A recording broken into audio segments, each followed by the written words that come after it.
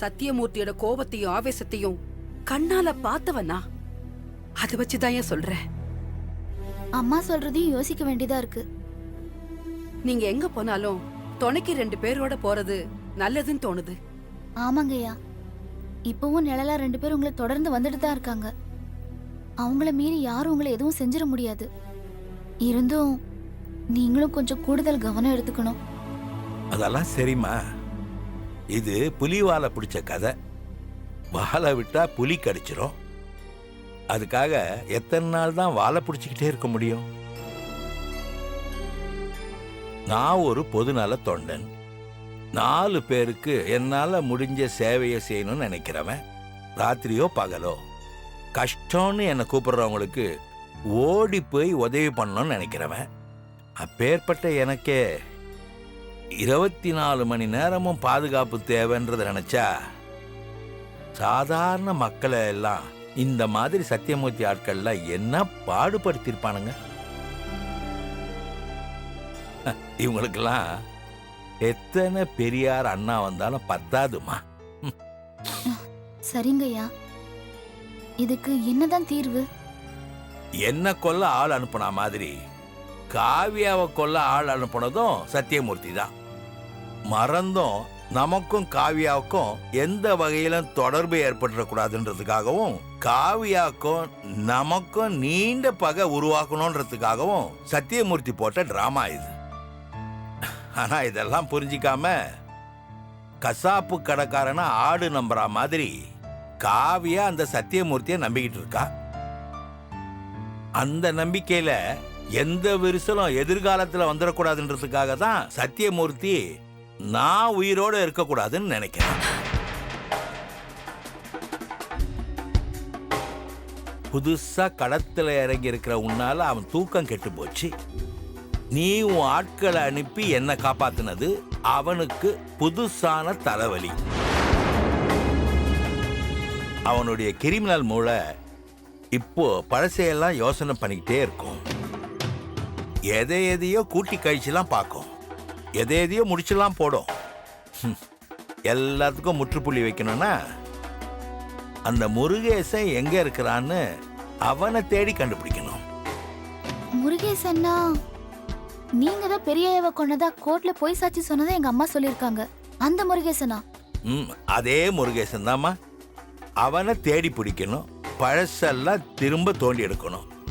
என்ன கொலைகாரன்னு சொல்லி எனக்கு தண்டனை வாங்கி கொடுத்த அந்த சத்தியமூர்த்தியை நிரந்தரமா தண்டிக்கணும். அப்பதான் அவன் அடங்குவான். சரியா சொன்னீங்க. அதுதான் சத்தியமூர்த்தி ஆட்டத்தை அடக்க ஒரே வழி. இப்ப அந்த முருகேசன் எங்க இருக்கான்னு உங்களுக்கு ஏதாவது ஐடியா இருக்கா? நிச்சயமா அவன் கிராமத்துல இருக்க வாய்ப்பே இல்லைங்க. இருந்திருந்தா அவன் என் கண்ணுல பட்டிருப்பானே.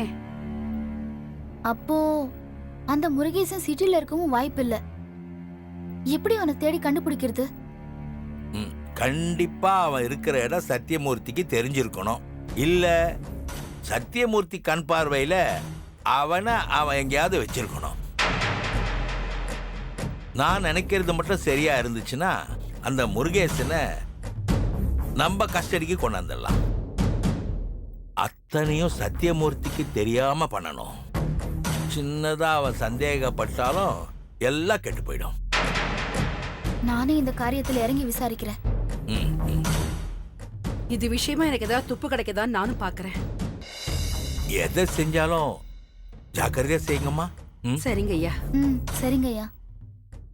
அப்போ நான் கிளம்பிட்டுங்களா? இருங்க ஐயா, நான் காஃபி போட்டு கொண்டு வந்து தரேன். இருக்கட்டும்மா, நான் எப்ப வேணாலும் இங்க வந்து சாப்பிட்டுட்டு போலாம். வரம்மா, வரேன். இருமா. நல்லா இருக்கு.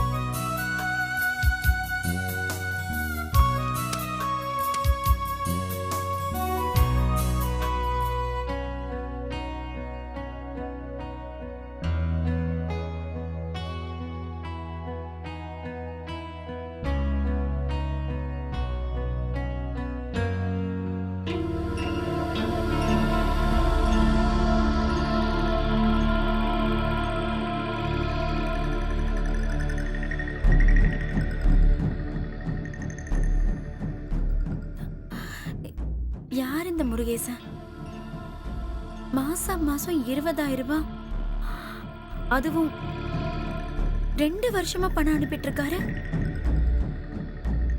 அவரோட விலாசமும் இதுல இருக்கு. ரொம்ப லோக்கலான ஏரியாவை வேற இருக்கு.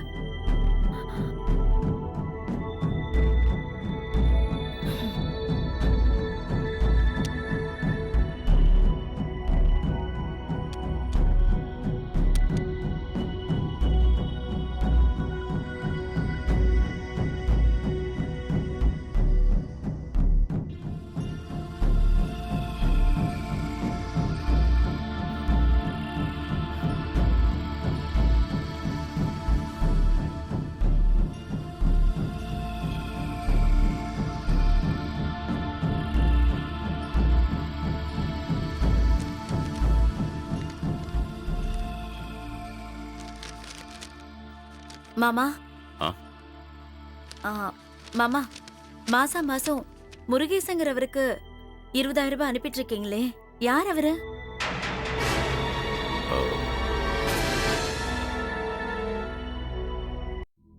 அவரு ரொம்ப முக்கியமானவரா? இவருக்கு நீங்க அனுப்புற பணத்தை நான் எந்த அக்கவுண்ட்ல வைக்கிறது? அவன் பழைய வேலைக்காரம்மா, அவனுக்கு பணம் அனுப்பிட்டு இருக்கேன். வேலைக்காரனுக்கு மாசம் மாசம் 20,000 ரூபாவா? அதுவும் அவர் இங்க வேலை செய்யாதப்போ எதுக்கு நீங்க பணம் அனுப்பணும்? அது ஒண்ணு இல்லம்மா, அவனுக்கு ஹார்ட்ல ஒரு சர்ஜரி நடந்திருக்கு. அந்த செலவை நான் தான் ஏத்துக்கிட்டு இருக்கேன். அந்த சர்ஜரி நடந்ததால அவனால எந்த வேலையும் செய்ய முடியாது இல்லையா, அதனால அவனுக்கு பணம் கொடுத்துருக்கேன். அவன் குடும்பத்தை காப்பாத்துறதுக்கு மேற்கொண்டு என்ன பண்ண முடியும்? அதனால தான் மாசம் மாசம் மணி ஆர்டர்ல பணம் அனுப்பிட்டு இருக்கேன். சரிங்க மாமா, என்ன இருந்தாலும் 20,000 ரூபாய் என் மனசுக்கு ஜாஸ்தியா தான் படுது.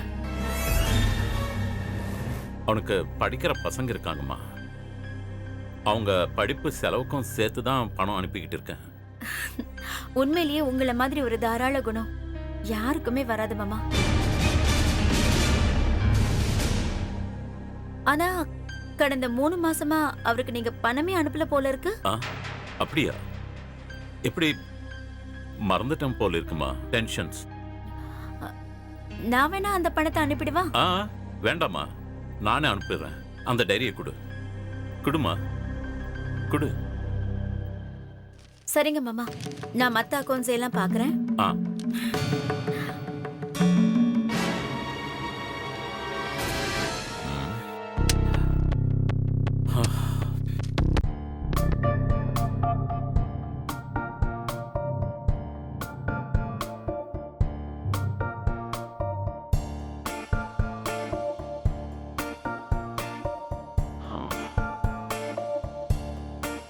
அப்பா, நல்ல வேலை, என்ன கேள்வி மேல கேள்வி கேட்டு என்ன அலற வச்சுட்டா. படப்படன்னு ஆயிடுச்சு.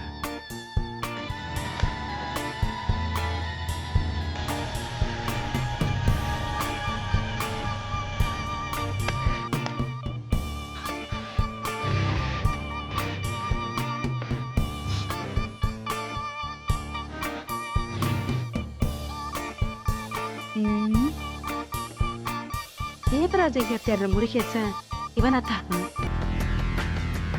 காவியா கேட்ட கேள்விகள்லாம் அவர் முகத்துல ஒரு பதட்டம் தெரியுதே. சந்தேகமே இல்லாம இவன் பொய் சாட்சி சொன்ன முருகேசன் தான். எப்படியாவது இந்த டைரி நாம எடுத்தே ஆகணுமே. எப்படி எடுக்கிறது? நீங்க எப்ப வந்தீங்க? இப்பதாம்மா வந்தேன். இன்னைக்கு ஏன் இவ்வளவு லேட்டு? பஸ் கொஞ்சம் லேட் ஆயிடுச்சுமா. சரி சரி, சீக்கிரமா சமையல் பண்ணுங்க. சரி.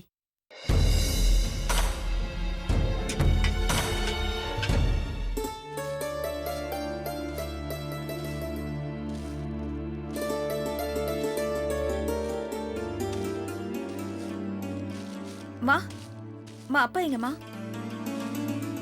காலையில போனாரு, இன்னும் வரல. போலீஸ் ஸ்டேஷனுக்கு கம்ப்ளைண்ட் கொடுக்க போயிருப்பாரோ? ஒன்னும் சொல்லிட்டு போலியேம்மா. ஏமா இப்படி அசால்ட்டா இருக்க? ராத்திரி நடந்த சம்பவத்தை விடிஞ்சதும் மறந்துட்டியா? ஆ? வீடு புகுந்த அப்பாவை கொல்ல வந்திருக்காங்க. நல்லவேளை அந்த 2 பேர் வரலன்னா அப்பாவோட நிலைமை என்ன ஆயிருக்கும் யோசிச்சு பாத்தியா? மா, உன்கிட்ட தான் நம்ம கேட்டுட்டு இருக்க. நீ என்னமோ காதுலயே வாங்காத மாதிரி இருக்க. என்ன என்னம்மா பண்ண சொல்ற? அன்னையில இருந்து நானும் எதுவும் கேட்கறதும் இல்ல, உங்க அப்பாவும் என்கிட்ட எதுவும் சொல்றதும் இல்ல. மா, அதுக்காக எவ்வளவு பெரிய சம்பவம் நடந்திருக்கு. அவங்க எப்படியாவது போட்டுன்னு நீ இருந்துருவியா? ஸ்னேகா, அவங்க எதிர்நீச்சல் போட்டு வாழ்ந்து பழக்கப்பட்டவங்க. எந்த பிரச்சனையை எப்படி சமாளிக்கணும்னு அவங்களுக்கு நல்லா தெரியும். என்னம்மா நீ இப்படி பேசுற? அப்பாவுக்கு இருக்கிற ஆபத்து தெரியாம எல்லாத்தையும் அவங்க பார்த்துக்குவாங்கன்னு சுலபமா சொல்ற? இத பாருமா, நீ எதுக்கும் கவலைப்படாத, எல்லாம் நல்லதே நடக்கும். அம்மா,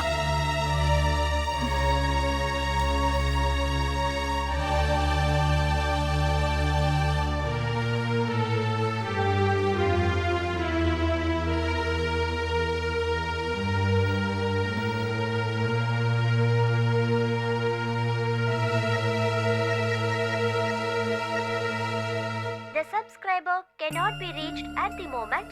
Please try again later.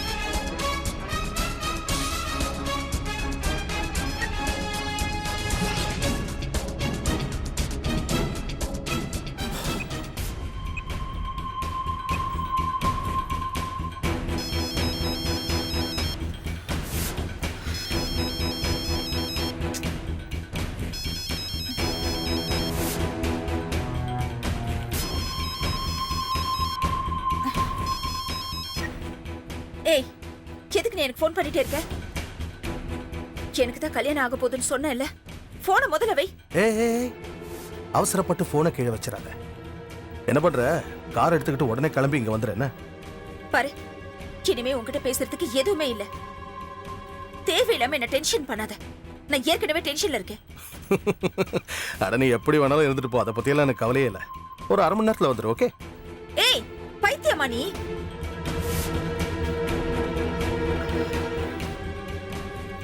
பாரு, உனக்கு ஒரு தடவை சொன்னா புரியாதா?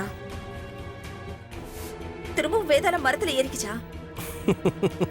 என்ன என்ன வேணாலும் சொல்லிக்கோ, எவ்வளவு வேணாலும் திட்டிக்கோ, அதை பத்தியெல்லாம் எனக்கு கவலையே இல்லை. உடனே கிளம்பி வா. காலையில இருந்து சும்மா தான் இருக்கேன். மேனக்கா வீட்டுல இல்லை, நான் மட்டும் தனியா தான் இருக்கேன். வந்துடுறா. நீ எல்லாம் மனுஷனே கிடையாது, மிருகம். எத்தனை தடவை தாண்டா சொன்னதையே திரும்ப திரும்ப சொல்லுவேன். சரி, நான் மிருகம் தான் ஒத்துக்கிறேன். மிருகத்துக்கு தாகம் வராதா? ரொம்ப தாகமா இருக்குடாலே, வந்து தனிச்சிட்டு போயே. சிச்சி, கேடுகட்ட ஜென்மமே. நான் ஓட ஓட தானே நீ என்ன விரட்டிட்டே இருக்க. ஆ? பாரு, இனிமே நான் ஓட போறதும் கிடையாது, உன்னை பார்த்து பயப்பட போறதும் கிடையாது. ஐ, சினிமா டயலாக்லாம் பேசுற. ஸ்னேகா, அது என்னமோ தெரியல, உன்னை பார்க்கணும்னு நினைச்சா அடுத்த நிமிஷமே பார்த்தாகணும்னு மனசு அடம் பிடிக்குது. நீ பேசி டைம் வேஸ்ட் பண்ணாத, உடனே கிளம்பி வந்துரு. வந்துரு வந்துரு. என்ன நீ மிரட்டினாலும் சரி, கெஞ்சினாலும் சரி, என்னால வர முடியாது, வர முடியாது, வர முடியாது.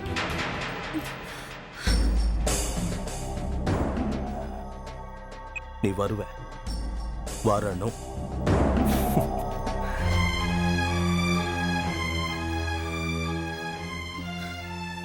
ஸ்னேகா, என்னம்மா? யார்கிட்ட இவ்வளவு நேரம் பேசிட்டு இருந்த? அது ராங் கால்மா. ராங் கால்னா உடனே கட் பண்ண வேண்டியதானே? நீ பேசினா அவங்களும் கூட பேசிட்டு தானே இருப்பாங்க. ம், சரி வா, டிஃபன் எடுத்து வைக்கிறேன். சரிம்மா.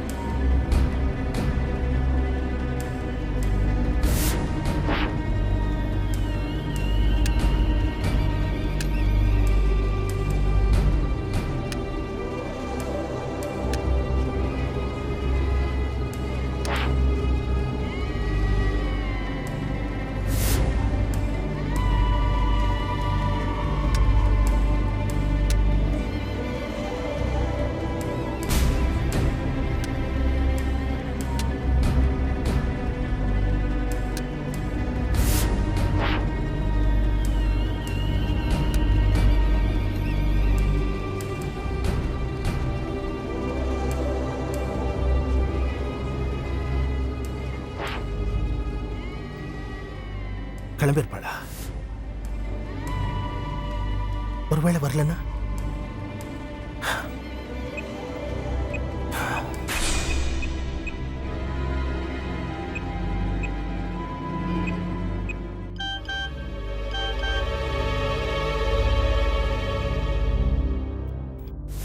உனக்கு ஒரு எம்எம்எஸ் அனுப்பியிருக்க ஸ்னேகா, பாரு. அடுத்த செகண்ட் நீ என் வீட்டில் இருப்ப.